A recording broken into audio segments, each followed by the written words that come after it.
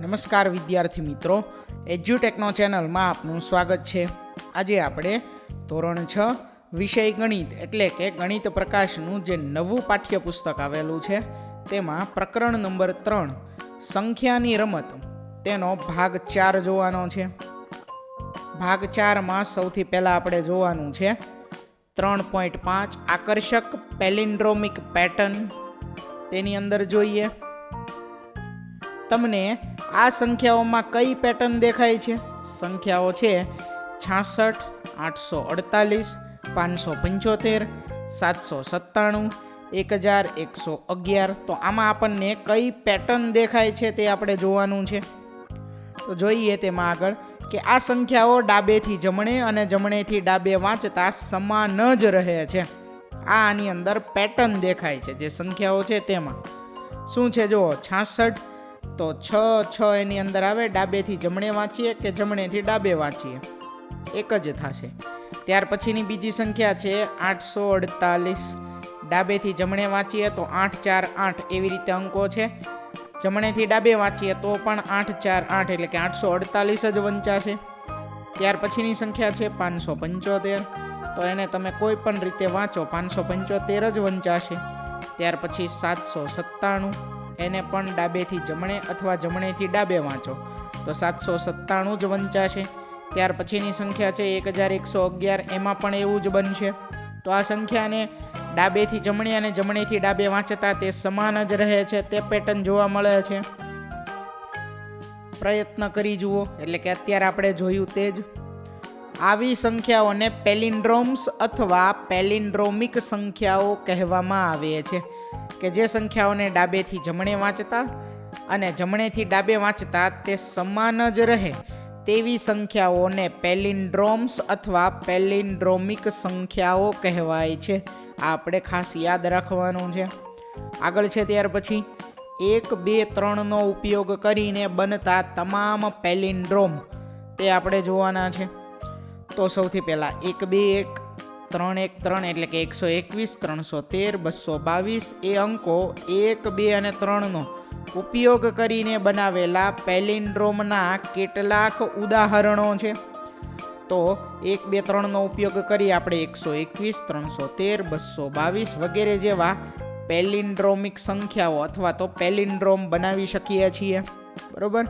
આગળ જોઈએ ત્યાર પછી હવે આ અંકોનો ઉપયોગ કરીને તમામ શક્ય 3 અંકના પેલિન્ડ્રોમ લખો. સિરીઝ છે 100 થી 199, તો એમાં આવેલા પેલિન્ડ્રોમ અંકો કયા કયા છે તે આપણે જોવાનું છે. તો એમાં આવેલા પેલિન્ડ્રોમ અંકોની વાત કરીએ તો 101, 111, ડાબેથી જમણે જમણેથી ડાબે ગમે તેમ વાંચો સંખ્યા એમ જ વંચાશે. બરોબર. 121, 131, 141, 151, 161, 171, 181, 191. તો 100 થી 199માં કુલ 10 પેલિન્ડ્રોમિક સંખ્યાઓ આવેલી છે. એવી જ રીતે 200 થી 299 સુધીમાં 202, 212 આવી રીતે 292 સુધી કુલ 10 પેલિન્ડ્રોમિક સંખ્યાઓ આવેલી છે. ત્યાર પછી 300 થી 399માં આ મુજબની કુલ 10 પેલિન્ડ્રોમિક સંખ્યાઓ આવેલી છે. 400 થી 499માં 404 થી લઈ 494 સુધી કુલ 10 પેલિન્ડ્રોમિક સંખ્યાઓ આવેલી છે. 500 થી 599માં પણ કુલ 10 પેલિન્ડ્રોમિક સંખ્યાઓ છે. 600 થી 699માં પણ કુલ 10 પેલિન્ડ્રોમિક સંખ્યા આવેલી છે. 700 થી 799 સુધીમાં કુલ 10 આવેલી છે પેલિન્ડ્રોમિક સંખ્યાઓ. એવી જ રીતે 800 થી 899માં પણ 10 અને 900 થી 999માં પણ 10 પેલિન્ડ્રોમિક સંખ્યાઓ આવેલી છે.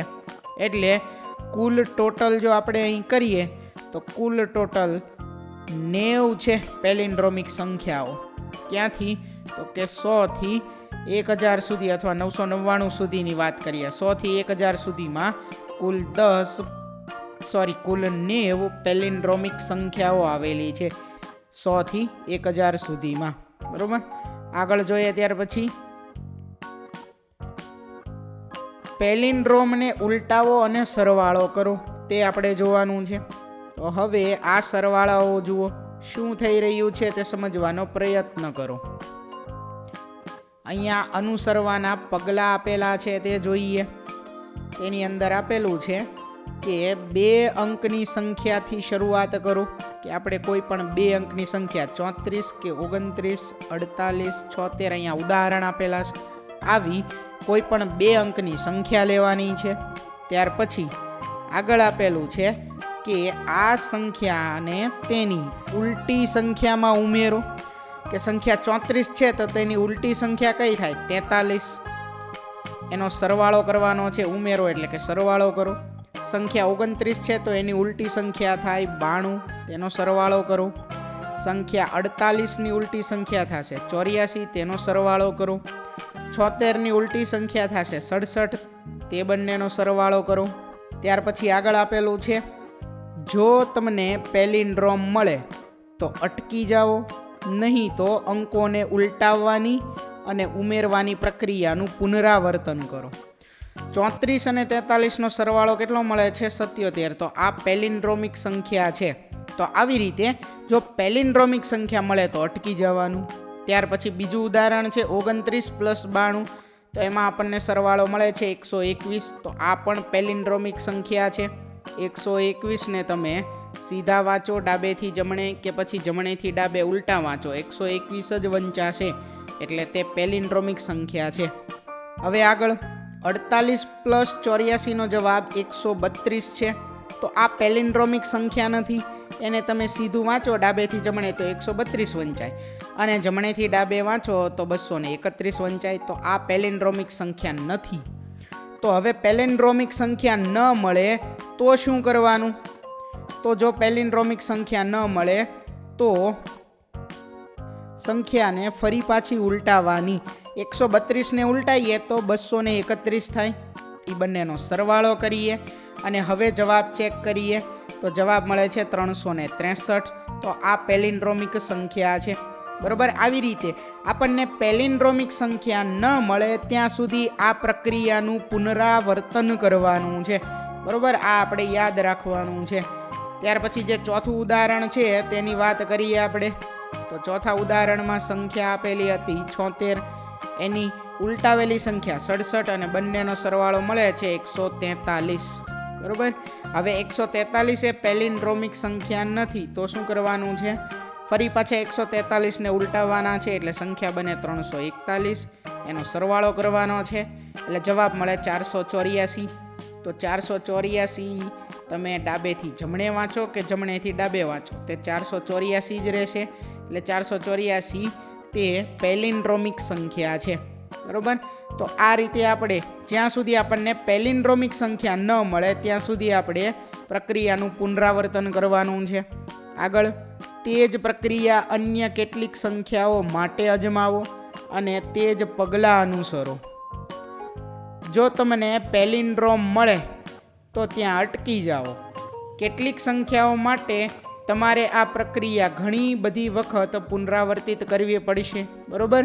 અમુક સંખ્યાઓ જેમ કે 48, 76 એના માટે પુનરાવર્તન વધારે કરવું પડે. હજી પણ એવું બને કે આનેથી પણ વધારે પુનરાવર્તન કરવું પડે એવી પણ સંખ્યાઓ હોય. આગળ જોઈએ તેમાં શું એવી સંખ્યાઓ છે જેના માટે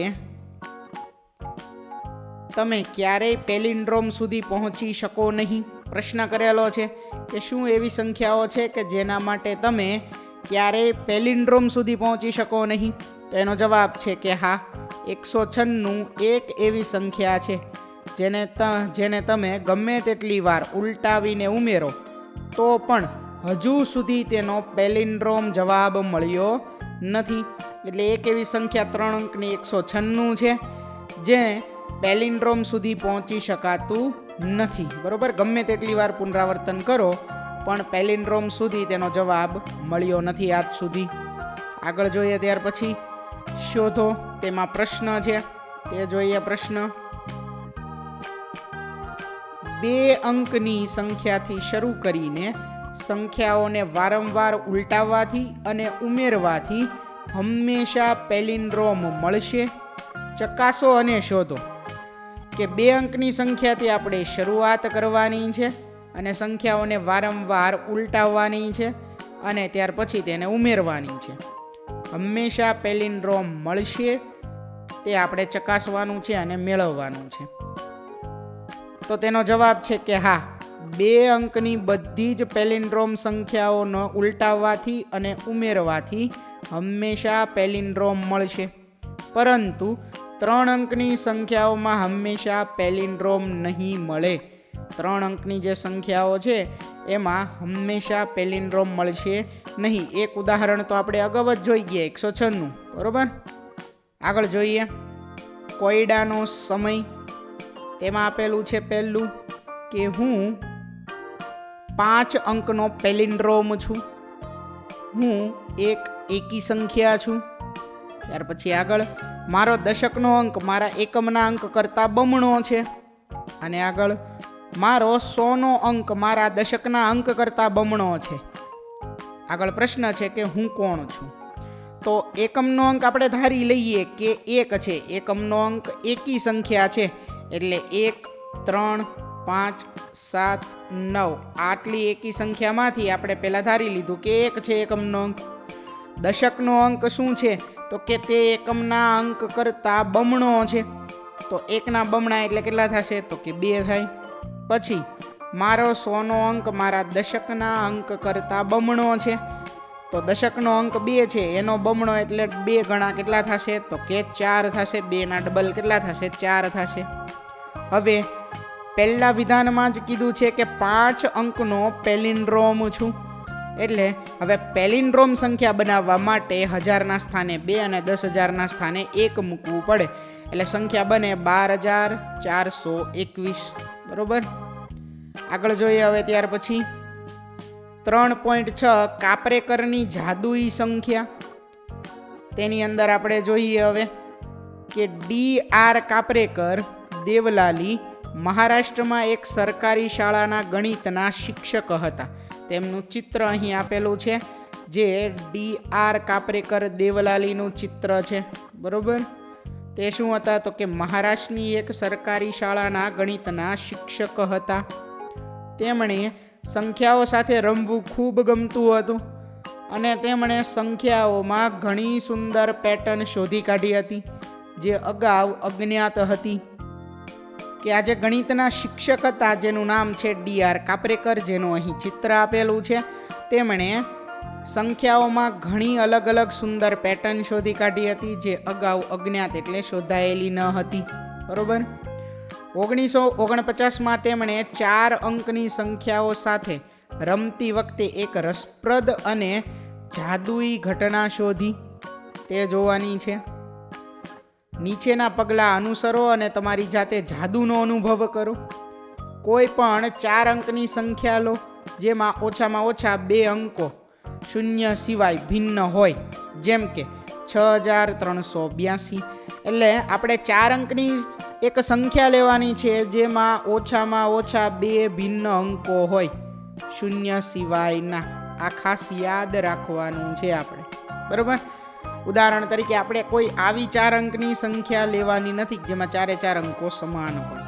ત્યાર પછી 3 અંકો સમાન હોય એવી પણ નથી લેવાની. ઓછામાં ઓછા 2 અંકો જે છે તે અલગ હોય તેવી જ સંખ્યા લેવાની છે. એટલે આ જે છે તે ઉદાહરણ ચાલે નહીં. ઉદાહરણ છે અહીંયા 6382, બરોબર. આવી અંકો અહીંયા પેટર્ન છે તેની એક પદ્ધતિ આપેલી છે કે 4 અંકની સંખ્યા લો.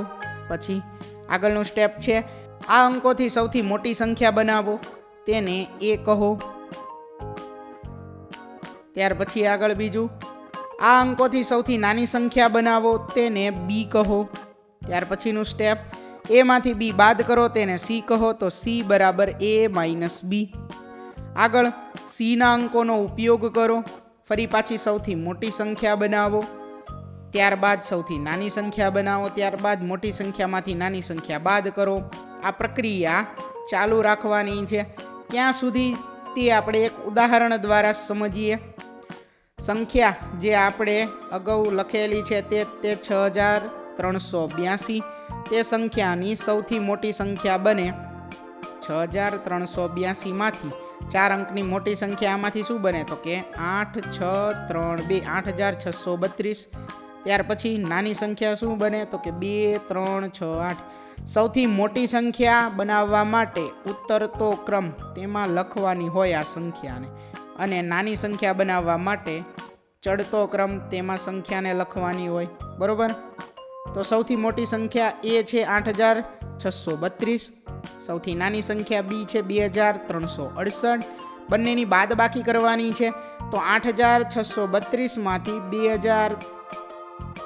2368 બાદ કરીએ તો જવાબ મળે 6264, આવો જવાબ મળે, બરોબર। ચાલો હવે જે સંખ્યા મળી 6264 ફરી પાછી એમાંથી મોટી સંખ્યા બનાવવાની છે, તો 6642 આ મોટી સંખ્યા થાય, એને આપણે એ નામ આપવાનું છે। ત્યાર પછી નાની સંખ્યા તો 2466 આ થાય નાની સંખ્યા, તો એને આપણે બી નામ આપવાનું છે। 6642 માંથી 2466 બાદ કરીએ તો આપણને જવાબ મળે 4176, બરોબર। ફરી પાછી સંખ્યા છે 4176, તો 4, 1, 7 અને 6 આનો ઉપયોગ કરીને સૌથી મોટી સંખ્યા બને, તો ઉતરતા ક્રમમાં લખીએ તો 7, 6, 4, 1, 7641 બને સૌથી મોટી સંખ્યા। ત્યારબાદ સૌથી નાની સંખ્યા તો 1467 બને, તો સૌથી નાની સંખ્યા 1467, બંનેની બાદબાકી કરીએ તો જવાબ મળે છે 6174, બરોબર। હવે જુઓ આ જે જવાબ મળ્યો છે 6174 એની વાત કરીએ, આમાંથી મોટી સંખ્યા શું બને 7641, ઉપર જે બની તે નાની સંખ્યા બને 1467, ઉપર જે હતી તે, આની બાદબાકી કરીએ તો જવાબ મળે 6174 જ મળે। ફરી પાછું જો એ જ છે મોટી સંખ્યા નાની સંખ્યા બંનેની બાદબાકી, તો જવાબ મળે 6174, બરોબર। મતલબ હવે આનું આ રિપીટ થતું રહેશે તે આપણે કહી શકીએ, બરોબર। જોઈએ આગળ, ચાલો જુદી જુદી 4 અંકની સંખ્યા લઈને આ પગલાં અનુસરીએ, શોધી કાઢો કે શું થાય છે। તમારા મિત્રોને પૂછી જુઓ કે તેમને શું મળ્યું। ફરી પાછી કોઈ 4 અંકની સંખ્યા લેવાની છે અને આ પગલાં આપણે અનુસરવાના છે, બરોબર। અને જોવાનું છે કે શું થાય છે, અને તમારે તમારા મિત્રોને પણ પૂછવાનું છે કે તેમને પણ શું મળેલું છે। ફરી પાછા આ જ સ્ટેપ અનુસરવાના છે, બરોબર। તો આગળ તમને હંમેશા જાદુઈ સંખ્યા 6174 પર પહોંચશો। સંખ્યા 6174 એ હવે કાપરેકર અચળાંક તરીકે ઓળખાય છે। ખાસ ધ્યાન રાખવાનું છે કે જે સંખ્યા છે 6174 તે સંખ્યા હવે કાપરેકર અચળાંક તરીકે ઓળખાય છે, બરોબર। આ નામ ખાસ યાદ રાખવાનું છે અચળાંકનું, અને તે સંખ્યા 6174 આ સંખ્યા હંમેશા હવે કયા નામ તરીકે, કયા અચળાંક તરીકે ઓળખાય છે, તો કાપરેકર અચળાંક, આ યાદ રાખવાનું છે, બરોબર। ચાલો આગળ, ચાલો આ જ પગલાં 3 અંકની થોડીક સંખ્યા સાથે કરીએ। કઈ સંખ્યાના પુનરાવર્તનની શરૂઆત થાય છે, તો વિદ્યાર્થી મિત્રો હવે તમારે 3 અંકની થોડીક સંખ્યા લેવાની છે અને આગળ જોવાનું છે કે કઈ સંખ્યાનું પુનરાવર્તન થાય છે। જેમ કે અહીં 4 અંકની સંખ્યા માટે આ જે સંખ્યા છે 6174 જેને આપણે કાપરેકર અચળાંક તરીકે ઓળખીએ છીએ તેનું પુનરાવર્તન થાય છે। તો 3 અંકની સંખ્યામાં કોનું પુનરાવર્તન થાય છે તે આપણે જોવાનું છે, બરોબર। તો વિદ્યાર્થી મિત્રો તે કાર્ય તમારે જાતે કરવાનું છે। 3 અંકની તમારે કોઈ સંખ્યા લેવાની છે, બરોબર। તેની રિવર્સ સંખ્યા લખવાની છે, તેનો સરવાળો કરવાનો છે, જવાબ આવે તે તમારે જોવાનું છે, કઈ સંખ્યાનું પુનરાવર્તન થાય છે। પુનરાવર્તન થાય સંખ્યાનું તેને તમે 3 અંક માટેનો કાપરેકર અચળાંક કહી શકો, બરોબર। તો વિદ્યાર્થી મિત્રો અહીં ધોરણ 6 વિષય ગણિતનું પ્રકરણ નંબર 3 તેના ભાગ 4ની સમજ પૂર્ણ થાય છે। વિદ્યાર્થી મિત્રો, આપેલા વિડીયોની જો તમારે પીડીએફની જરૂર હોય તો તમે આપણી એપ્લિકેશન સ્માર્ટ સાથી પરથી મેળવી શકશો. વિદ્યાર્થી મિત્રો, આપણી એપ્લિકેશન સ્માર્ટ સાથી પ્લે સ્ટોરમાં આવી ગઈ છે, જેની અંદર તમે બધા વિભાગ જોઈ શકો છો. તેની અંદર વિવિધ ધોરણ છે. ધોરણ ઉપર ક્લિક કરતાં વિવિધ વિષય ખુલશે. વિષય ઉપર ક્લિક કરતાં તેની અંદર આવતા પાઠ ખુલશે. તેની અંદરથી તમે પાઠ્યપુસ્તક પણ ડાઉનલોડ કરી શકો છો.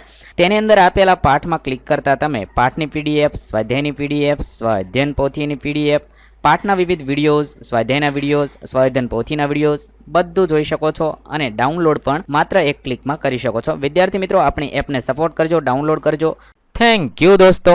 એજ્યુકટેકનો ચેનલ તરફથી વિડીયો નિહાળવા બદલ આપનો આભાર. આવા બીજા વિડીયોઝ નિહાળવા માટે અમારી યુટ્યુબ ચેનલ એજ્યુકટેકનો અત્યારે જ સબસ્ક્રાઇબ કરો. આભાર દોસ્તો.